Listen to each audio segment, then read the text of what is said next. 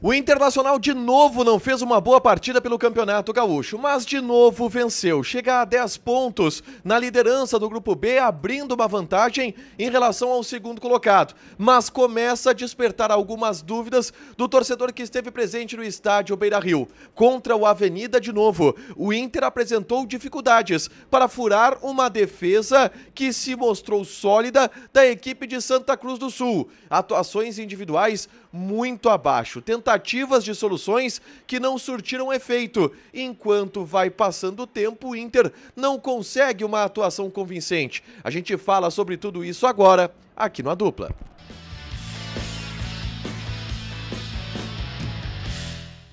Tudo bem, gente? Obrigado pela participação aqui. Não esquece de deixar teu like, te inscrever, de ativar as notificações. O Inter acaba de vencer por 1-0 a equipe da Avenida de Santa Cruz pelo Campeonato Gaúcho aqui no estádio Beira-Rio. E convenhamos, não é uma partida que deixa o torcedor colorado satisfeito. Não é uma partida que deixa o torcedor colorado confiante. É uma partida que, apesar da vitória, traz alguns sintomas de preocupação em relação ao fato do Inter estar com 4 jogos, se a gente contar o amistoso contra a Seleção do México, são 5 jogos, e ainda não ter conseguido demonstrar um bom futebol. Após 4 jogos no Campeonato Gaúcho, o Inter ainda apresenta problemas muito parecidos com aqueles que apresentou no primeiro jogo, na estreia, lá em Bagé.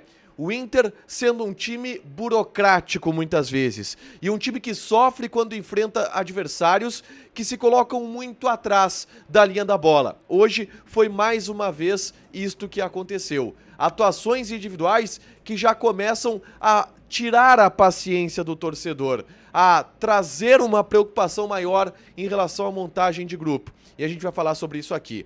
O Roger de novo. Ele coloca um time titular, ele coloca a força máxima, o Inter não preserva absolutamente nada. O time, que é o time titular, com o Aguirre na lateral direita, Vitão, Vitor Gabriel e Bernabei, Fernando, Thiago Maia, Alan Patrick, Wesley, Wanderson e Borré, vai a campo. O Inter, desde o primeiro minuto, sabia que iria enfrentar um adversário que se colocaria atrás da linha da bola, uma Avenida que não tem treinador, porque o treinador do Avenida aceitou um desafio lá em Goiás, no futebol goiano. O interino do Avenida esteve comandando a equipe na beira do gramado. E o Avenida, com este time e esta postura absolutamente retrancada, retraída, conseguiu travar o Internacional. E desde o primeiro tempo, o Inter tentou e teve toda a posse de bola do jogo, teve todo o campo ofensivo do jogo no primeiro tempo, mas não conseguiu criar o suficiente para assustar o Avenida.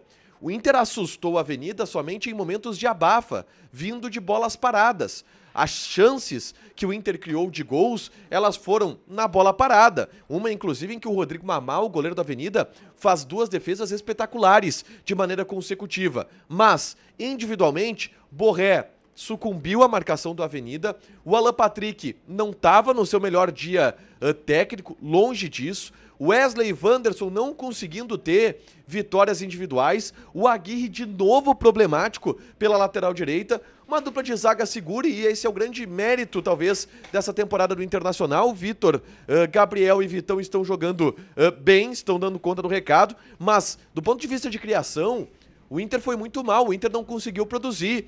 E foi pro primeiro tempo, inclusive, acabou o primeiro tempo, ouvindo um burburinho do estádio, um murmurinho do estádio que estava, de alguma forma, descontente com aquilo que o time vinha apresentando dentro de campo. O Roger, de novo, tenta uma alternativa de colocar o time pra frente. Ele tira Wanderson e Thiago Maia, ele bota Valência e Carboneiro, o Valência jogando junto com o Borré, o Carboneiro pelo lado esquerdo e traz o Wesley daí pelo lado direito. E aí o Inter tem uma melhora por um aspecto, mas uma piora por outro.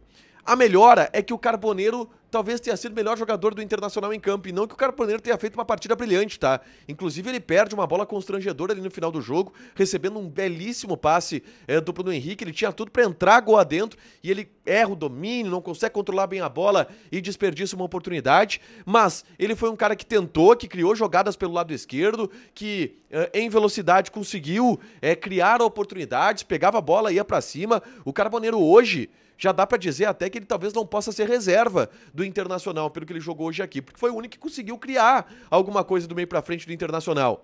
Só que aí eu coloco o lado negativo. Gente, o que foi a atuação do Ener Valencia? O que tem sido as atuações do Ener Valencia? Absolutamente preocupantes. Um jogador com dificuldades técnicas, um jogador que não consegue se encontrar dentro de campo, com ou sem Borré. Quando o Valencia entra em campo, o Borré piora, e o Borré já não estava fazendo um grande jogo. Tudo piorou quando o Valencia entrou. O Valencia não conseguiu nada durante o jogo. O Carboneiro até foi um pouco melhor. E nesse período de início de segundo tempo, aconteceu uma coisa inacreditável. O Avenida foi melhor do que o Inter. E o Avenida teve duas oportunidades de fazer o gol. Uma delas em um chute do meio da rua que o Antony quase aceita um frangaço, e uma outra em um contra-ataque, que um chute rasteiro do lado esquerdo quase entra no gol do Antony. O Avenida estava criando e até com mais perigo do que o Internacional nesse início de segundo tempo. Mas aí vem um gol salvador. Um gol meio espírita, é verdade, mas é o que vale. O Bernabé da intermediária domina, arrisca um chute, a bola desvia na zaga e entra. E o Inter ganha o jogo de 1-0 a partir disso. Porque de criação, porque de construção, o Inter não conseguiu fazer nada. E o Inter não tem conseguido fazer nada no Campeonato Gaúcho. É claro que a gente tem que ainda dar os cupons de desconto, porque são só 5 jogos, mas já está na hora de começar a se preocupar um pouco, pelo menos. Tem Grenal daqui a uma semana. E o Inter não está apresentando um futebol convincente contra absolutamente ninguém. E contra a Avenida hoje também foi ruim. O Inter jogou mal, mas conseguiu a vitória. E aí do lado positivo, o Caxias perdeu para o Juventude. Estacionou nos 6 pontos. O Inter vence e vai a 10, abre 4 de vantagem para o Caxias. O que é bom, porque dessa forma o Inter tem uma tranquilidade um pouco maior na liderança, inclusive para preservar jogadores contra o Brasil de Pelotas, que é o que deve acontecer. Mas sinal de alerta ligado aqui no Beira-Rio. O Inter venceu o jogo, era importante vencer o jogo, era fundamental vencer o jogo, com gol do Bernabé. Mas o Inter de novo apresentou um futebol que foi pobre. O Inter de novo jogou pouco no Campeonato Gaúcho. Deixa teu like, te inscreve, ativa as notificações que vai ter mais conteúdo aqui no canal. Beijo!